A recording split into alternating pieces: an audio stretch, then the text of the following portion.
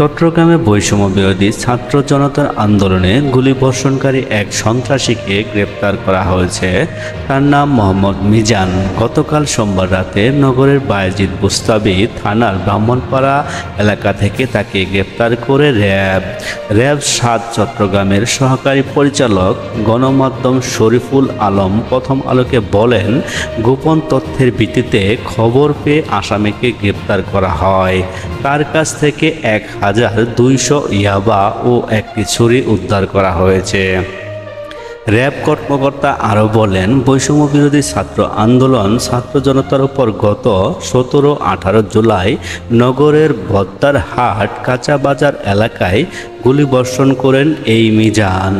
অস্ত্র হাতে তার ছবি ছড়িয়ে পড়ে ভাইরাল হয়ে পড়েন তিনি। গ্রেপ্তার মিজানের বিরুদ্ধে হত্যা, অস্ত্র ও মাদক আইনে ৭টি মামলা রয়েছে।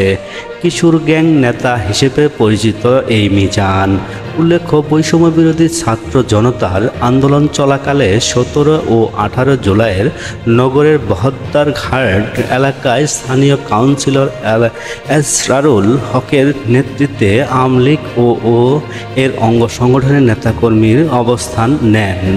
ওই সময় চান্দগাঁও থানা স্বেচ্ছাসেবক লীগের সাবেক সভাপতি মহিউদ্দিন ফরহাদ, যুবলীগ কর্মী জালাল ওরফে ড্রিল জালালের অস্ত্রসহ ছবি সামাজিক যোগাযোগ মাধ্যমে ছড়িয়ে পড়ে।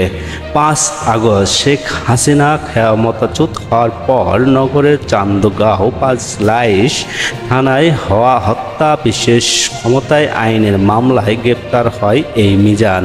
মহিউদ্দিন ফরহাদ সহ অস্ত্রধারী ব্যক্তিদের আসামি করা হয়েছে বলে জানিয়েছে র্যাব।